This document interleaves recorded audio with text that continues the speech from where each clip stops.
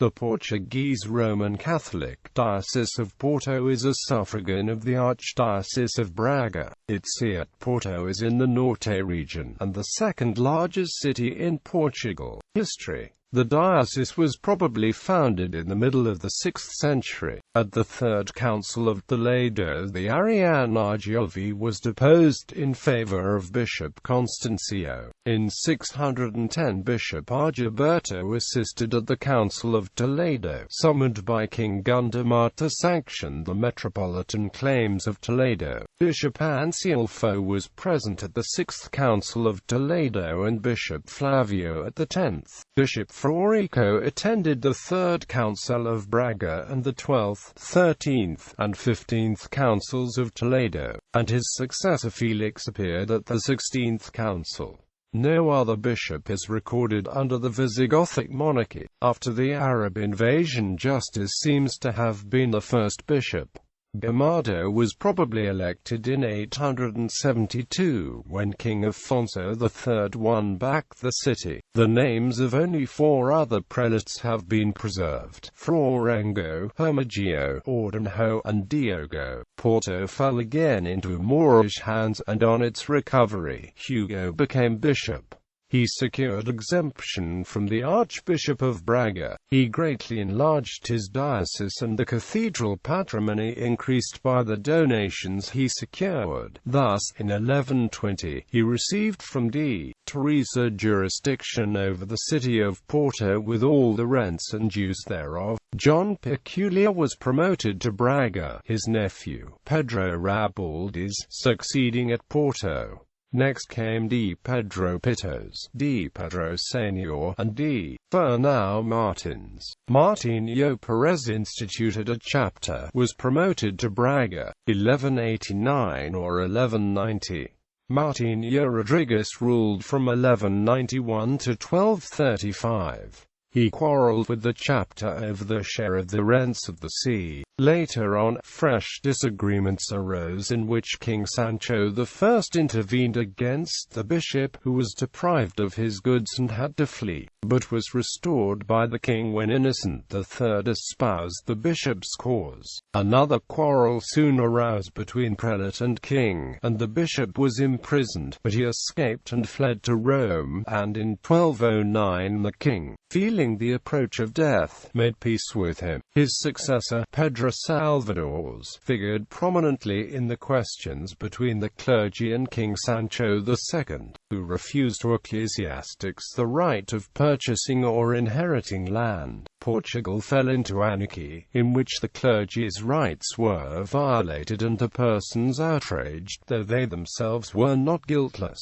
Finally, Pope Innocent IV committed the reform of abuses to Afonso III, brother of Sancho II, who lost his crown. Under Bishop Julian, the jurisdiction difficulty became aggravated. A settlement was effected at the Cortes of Leiria, which the bishop refused to ratify, but he had to give way. When King Afonso III determined that all rights and properties usurped during the disorders of Sancho's reign should revert to the crown, nearly all the bishops, including the Bishop of Porto, then D. Vicente, protested, and 7 went to Rome for relief, leaving Portugal under an interdict. When the king was dying, in 1278, he promised restitution. Vicente was one of the negotiators of the Concordat of 1289 and the Supplementary Accord of 11 Articles. He was succeeded by Sancho Perez, who ruled until 1300. Geraldo Domingues resigned in 1308 to act as counsellor of the king's daughter Constanza, future Queen of Castile. Trujillo was bishop for 2.5 years. The Minorite Friar Estevo was succeeded in 1313 by his nephew Fernando Ramirez.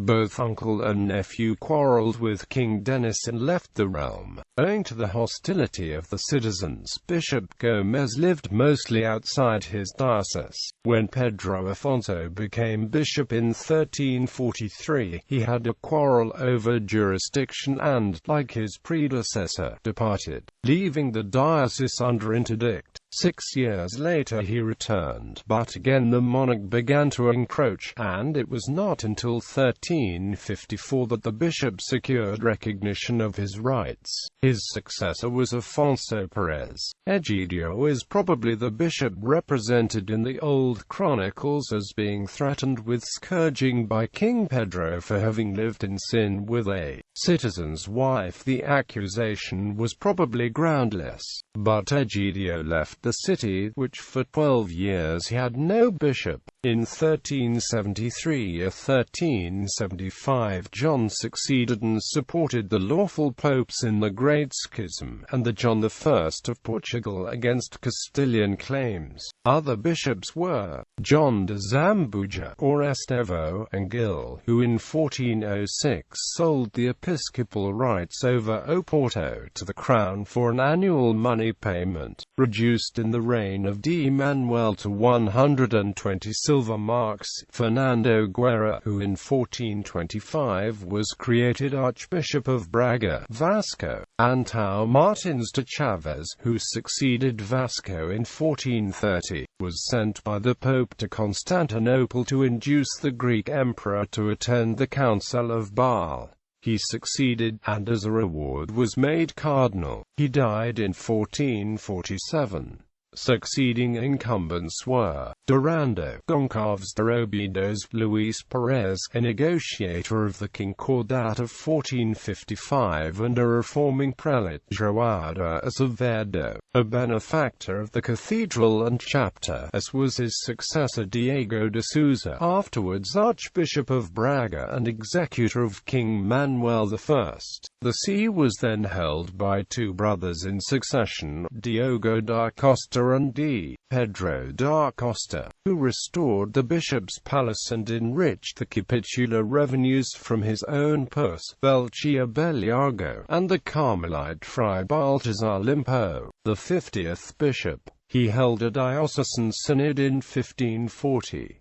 In the time of Rodrigo Pinheiro, a learned humanist, Porto was visited by Saint Francis Borgia, and the Jesuits established themselves in the city. Iras da Silva, ex-rector of Coimbra University, after ruling 4 years, fell in the Battle of Alcácer in 1578 with King Sebastião. Simão Pereira was followed by the Franciscan Fray Marcos de Lisboa, chronicler of his order. He added to the cathedral and convoked a diocesan synod in 1585. In 1591 another ex-rector of Coimbra, Jerónimo de Menezes, became bishop. He was succeeded by the Benedictine Fray Goncalo de Moraes, a zealous defender of the rights of the Church. He built a new sacristy and chancel in the cathedral. In 1618 Bishop Rodrigo da Cunha, author of the History of the Bishops of Oporto, was appointed. His catalogue describes the state of the cathedral and enumerates the parishes of the diocese with the population and income in 1623, and is the earliest account we possess. His successor was Fray João de Valadez, transferred from the see of Miranda, Gaspar de Rego da Fonseca, who held the see 4 years. King Philip III named Francisco Pereira Pinto, but the revolution in 1640 prevented his taking possession, so that the see was considered vacant until 1671, being ruled by administrators appointed by the chapter.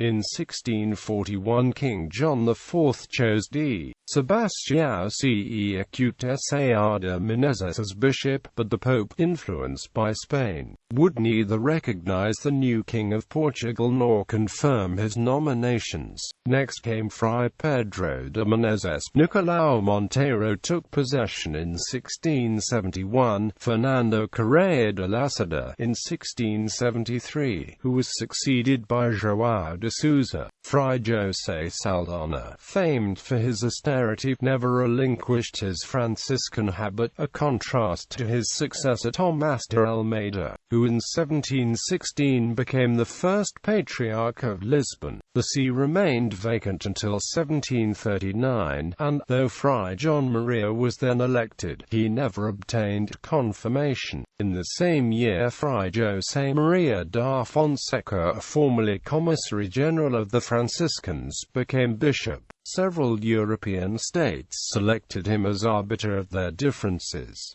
He contributed to the canonization of a number of saints. He founded and restored many convents and hospitals. Next in order were Fray Antonio de Tavora, Fray Alexo de Miranda Enriques, Fray João Rafael de Mendonça, and Lourenço Correia de Sá Benavides. Fray Antonio de Castro became Patriarch of Lisbon in 1814, being followed at Porto by João Ovella. Fray Manuel de Santa Inés, though elected, never obtained confirmation, but some years after his death, relations between Portugal and the Holy See were re-established by King Cordat, and Jerónimo da Costa Rebelo became bishop in 1843. From 1854 to 1859 the see was held by Antonio da Fonseca Monas. On his death it remained vacant until 1862, when João de Castro e Moura, who had been a missionary in China, was appointed. The see was again vacant until the confirmation of Americo Ferreira dos Santos Silva in 1871. This prelate was obliged to combat the growing liberalism of his flock and the Protestant propaganda in Porto. A popular lawyer named Mesquita started a campaign against him, because the bishop refused to dismiss some priests, reputed reactionary, who served the Aguardente chapel, getting himself elected judge of the Brotherhood of the Temple. He provoked a great platform agitation, with the result that the chapel was secularized and became a school under the patronage of the Marquess of Pombal Association. In 1879 Americo was created cardinal, and on his death the present bishop, Antonio Barroso, an ex-missionary, was transferred from the see of Milapor to that of Porto. Bishops. Here is a list of the bishops of Porto since the establishment of the diocese in the 4th century. Bishops elevated to the rank of cardinal are shown bolded.